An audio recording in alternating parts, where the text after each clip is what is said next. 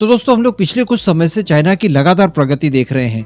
पिछले 1 से 1.5 दशक की अगर बात की जाए तो चाइना ने रिकॉर्ड तोड़ प्रगति की। इस दौरान उसने बहुत पैसा कमाया, अनलिमिटेड इन्फ्लुएंस कमाया और दुनिया भर को अपने ऊपर कुछ इस तरह से निर्भर कर दिया कि उसके बिना आगे सरवाइव करने के बारे में कई सारे देश तो सोच भी नहीं सकते। हमारे देखते देखते पिछले 1 से 1.5 दशक में कई सारे देश उसके गुलाम जैसे हो गए और लगभग दिवालिया हो चुके हैं, जिसमें आप पाकिस्तान का एग्जाम्पल अगेन मैं कहूंगा सबसे बड़े एग्जाम्पल के तौर पर ले सकते हैं।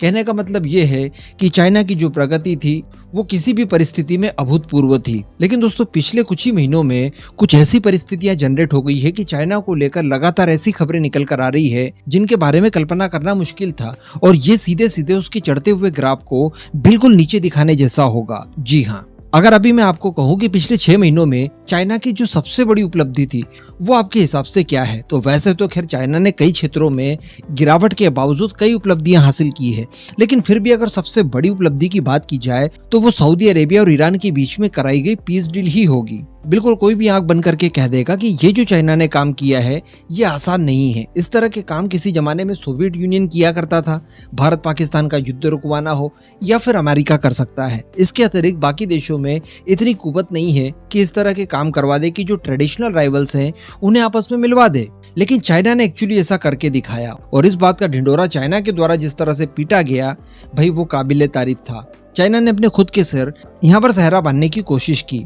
लेकिन दोस्तों अगर मैं आपको कहूं कि चाइना द्वारा सऊदी अरेबिया और ईरान के बीच में ये जो पीस डील करवाई गई है या सो कॉल्ड पीस डील करवाई गई है ये किसी काम की नहीं है, ये कचरे से ज्यादा कुछ भी नहीं है, तब आप क्या कहेंगे? एक्चुअली मैं आपको इस बात को इस वीडियो में साबित करके दिखाऊंगा। चलिए जानते हैं और मजे लेते हैं कि चाइना किस तरह से ऊंचाइयों से ढलान की ओर नीचे गिर रहा है। आप बस चैनल को सब्सक्राइब जरूर कर दीजिएगा। तो दोस्तों सबसे पहले तो चाइना की कोविड पॉलिसी की बात की जाए तो वहां पर देखने के लिए ये मिला कि दुनिया भर के देश जहां पर कोविड से रिकवर कर चुके हैं तो अभी भी चाइना इससे जूझ ही रहा है। अभी कुछ ही महीनों पहले चाइना के अंदर सख्त लॉकडाउन थे, लाखों लाख पेशेंट रोज आ रहे थे, तो ये चाइना का फेलियर है। इन सब कारणों की वजह से चाइना की इकोनॉमी में गिरावट आई, उसकी ग्रोथ रेट रुकी, उसके देश में कंपनियां बाहर जाने लगी, लोग बेरोजगार हो रहे हैं, रियल एस्टेट उसका डूब गया, उसकी करेंसी गिरावट में है। तो ये भी एक मेजर गिरावट देखी जा सकती है चाइना को लेकर। इसके अलावा दोस्तों भारत के अंदर जब G20 समिट हुआ था उस दौरान एक परियोजना के लिए MOU साइन किया गया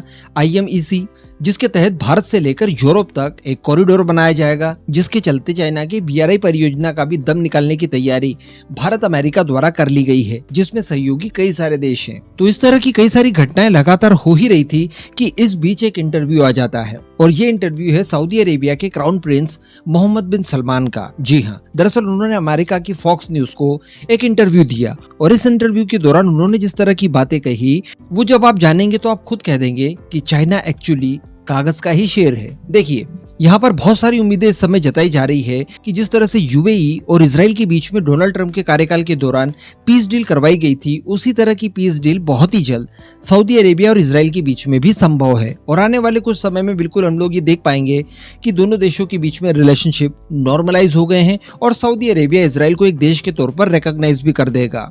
और संभवतः ये 2024 में जो अमेरिका के अंदर इलेक्शन होंगे उससे पहले ही करवाया जाएगा। इसको लेकर भारत के NSA और अमेरिका के NSA काफी लंबे समय से प्रयास भी कर रहे हैं। ये जो कॉरिडोर बनाया गया है जिसमें सऊदी अरेबिया और इजराइल दोनों एक साथ आते हैं, ये भी उसी का एक प्रतिफल है या उसी का एक स्टेप है। अब इसको लेकर जब सऊदी अरेबिया के क्राउन प्रिंस से पूछा गया कि इजराइल को लेकर आप क्या कहेंगे, तो उन्होंने कहा कि जी हाँ, हम लोग डे बाय डे नजदीक आते जा रहे हैं। यानी सऊदी अरेबिया के क्राउन प्रिंस के द्वारा इस तरह का बयान दिया जाना कि इजराइल के साथ वो लगातार करीब आते जा रहे हैं, ये अपने आप में एक अभूतपूर्व बयान हो सकता है।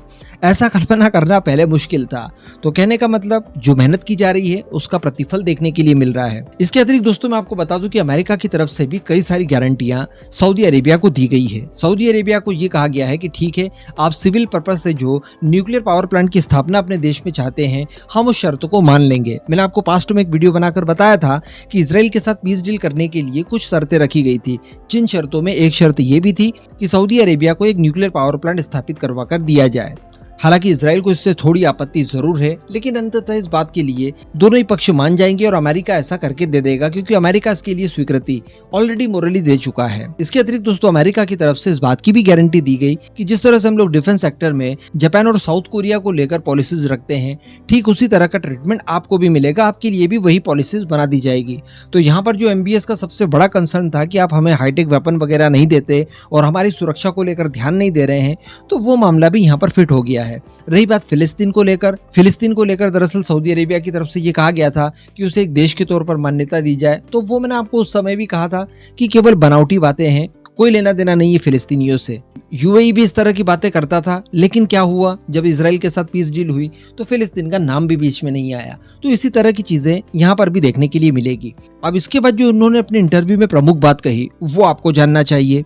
दरअसल उनसे न्यूक्लियर पावर प्लांट के संबंध में ही बातचीत चल रही थी, न्यूक्लियर वेपन्स और ईरान के पॉइंट ऑफ व्यू से बातें पूछी गई। तो उस दौरान उन्होंने बिना ईरान का नाम लिए ईरान के बारे में ही ये कहा कि अगर वो एक भी न्यूक्लियर वेपन बनाता है तो हम भी न्यूक्लियर वेपन बनाएंगे, फिर हम नहीं रुकने वाले हैं। अब ये बात आपको समझाने की जरूरत नहीं है, आप खुद ही समझ गए होंगे कि जब रिसेंटली चाइना द्वारा सऊदी अरेबिया और ईरान के बीच में पीस डील करवा ही दी थी, तो इतनी कड़वाहट और एक दूसरे देश से इतनी ज्यादा इनसिक्योरिटी अभी इनके मन में क्यों है? अल्टीमेटली ईरान और सऊदी अरेबिया के बीच में चाइना द्वारा जो पीस डील एस्टेब्लिश करवाई गई है वो केवल एक ट्रेड के हिसाब से है, और फिलहाल किसी तरह का कोई बड़ा कॉन्फ्लिक्ट एकदम से नहीं कर लेंगे। इस तरह के कुछ छोटे मोटे समझौते इन दोनों देशों के बीच में हो गए हैं। बाकी जो पीस डील एक्चुअल होती है, जैसे कि इजराइल और UAE के बीच में हुई, ऐसी नहीं करवा पाया है चाइना। एग्जाम्पल भी कुछ समय पहले हमें देखने के लिए मिला। रशिया से एक ट्रेन चलती है जो ईरान आती है, जिसमें सऊदी अरेबिया के लिए कुछ सामान भेजा गया था। वही ट्रेन अनलोड होती है ईरान में और ईरान से समुद्री रास्ते के जरिए वो सऊदी अरेबिया तक पहुंच जाता है। केवल इतना हो पाया है इस पीस डील से, जो कि चाइना द्वारा करवाई गई है। इसके अतिरिक्त किसी तरह का कोई मनमुटाव दोनों देशों के बीच में दूर नहीं हुआ है, और इसमें चाइना बुरी तरह से विफल रहा है। केवल सऊदी अरेबिया अमेरिका को चिढ़ाने के लिए और उसे पटरी पर लाने के लिए चाइना वाला कार्ड खेल रहा था कि देखिए आप हमारे ऊपर एलिगेशन लगाते हैं जमाल खशोगी के असासिनेशन को लेकर, वेपन्स नहीं देते, हमारी सिक्योरिटी के ऊपर ध्यान नहीं दे रहे हैं। इस वजह से देखिए हमारे पास चाइना नाम का एक दूसरा ऑप्शन है।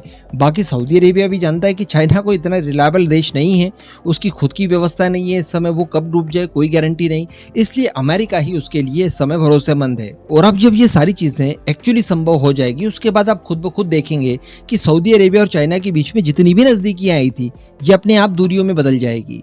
अब इस पूरे मुद्दे पर दोस्तों आपका क्या मानना है, नीचे कमेंट करके जरूर बताइएगा।